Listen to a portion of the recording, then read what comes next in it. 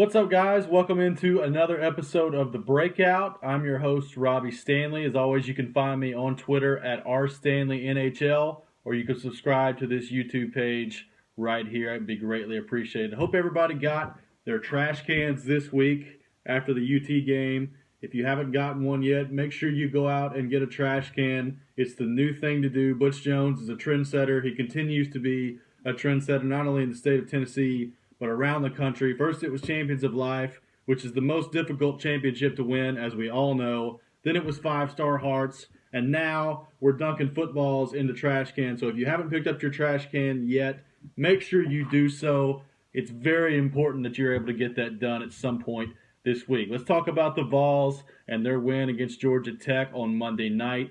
Started off really rough for the Tennessee Vols. That seems to be a trend that's really been going on for the past couple years, especially last year with Josh Dobbs and company. They really struggled to start games off fast, and ultimately that ended up catching them later on in the season. That same sort of thing on Monday night against Georgia Tech, a really slow start for Tennessee. They weren't able to handle the triple option very well. They gave up over 500 yards rushing to Georgia Tech, and I know Georgia Tech runs a very different offense than most everybody else in the country, but I think if you're a Tennessee fan and you just look at the track record of Bob Shoop so far as defensive coordinator for the Vols, it's got to be really, really concerning at this point. They closed the season last year giving up a bunch of yards to Kentucky and Missouri and Vanderbilt. Did a little bit better in the bowl game against Nebraska, but that rush defense was awful last year. Early indications are so far it's not going to be much better. And, you thought that might be an area heading into this season that they would get a lot better at as far as the rush defense is concerned. There was really nowhere to go but up, to be honest with you. And I know Georgia Tech's really different. I know they run a different style of offense with the triple option, so I'm interested to see how they do against a more conventional style offense when Florida and Alabama and LSU, those sort of teams come around, Georgia as well. I'm interested to see how Tennessee's defense handles the run because they're going to get tested. If I'm another team in the SEC, the first thing I'm looking to do against Tennessee right now is to run the ball. That's been an area where they've really struggled is stopping the run. So that's something that Tennessee and Butch Jones and Bob Shoop are going to have to figure out as their season moves forward. Number two, the quarterback battle or lack thereof in the Georgia Tech game. You had Quentin Dormady playing the whole game. I think everybody going into that game pretty much assumed that Dormady and Garantano were at least going to somewhat split time. I thought Dormady would get most of the series, and you'd see Garantano in there every now and then. Obviously, that never happened. Tennessee didn't get a whole lot of offensive touches in that game just because of the way Georgia Tech runs their offense and the style of play that they have. They chew up a lot of clock. Tennessee didn't get the ball a lot. I thought Dormady really struggled in the first half.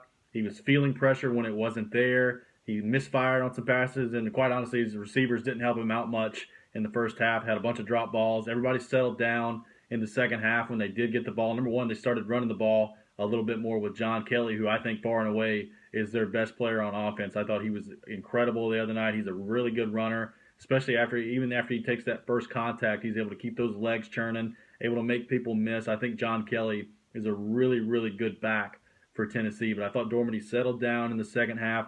Obviously found Marquez Callaway quite a bit. Every time he found him, it was a big play for Tennessee. He scored 2 touchdowns, did Callaway. So did a really good job of settling down in the second half. I thought he played much better. I'm interested to see how that quarterback battle shakes out as the season moves forward. You have to make sure that you keep Jarrett Garantano invested because I didn't like what I saw as far as the body language is concerned on the sideline. I know ESPN really made a big deal out of that on the broadcast. I think when you're dealing with a young player, sometimes that can get blown out of proportion. You just need to talk to him, let him know that, hey, you're still engaged. Even when you're not playing, you have to be a part of this team.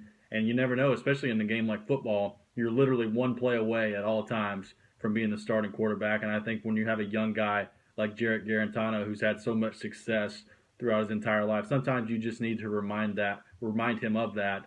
And that's on Butch Jones and the coaching staff to do that. And it's also on the player as well. You have to have a better attitude. Even when things don't go your way, you have to show that you can overcome adversity. And that's a lot of what college athletics in particular is about. So now Tennessee moves on. They got Indiana State this Saturday. Obviously, you would hope that they can take care of business against Indiana State. If they can't do that, you got really big problems. And then it really starts after that. You've got the Florida game, which, you take a look at Florida in week 1 against Michigan. Offense was horrendous. They had some players suspended. Callaway was suspended at receiver. The running back was suspended as well. But the biggest battle is Felipe Franks or Malik Zaire capable of leading that offense down the field and scoring points? I know it was the game against Michigan, and they're a really, really good team, but Florida looked absolutely inept on offense. So that Florida-Tennessee game is really interesting to me. I'd still give the edge to Florida slightly just because I think they have more talent overall, especially on defense.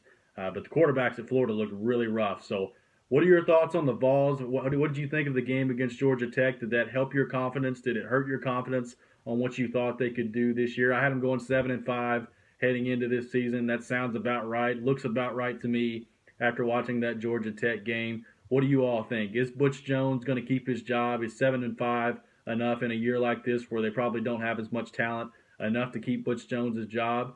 Is that on Butch Jones that they don't have enough talent to compete and be better than 7-5 this year? What are your thoughts? Let me know in the comments. Let me know on Twitter. Will Butch Jones be the head coach of Tennessee at season's end? Let me know. Thanks for watching, guys. I appreciate you guys' feedback as always.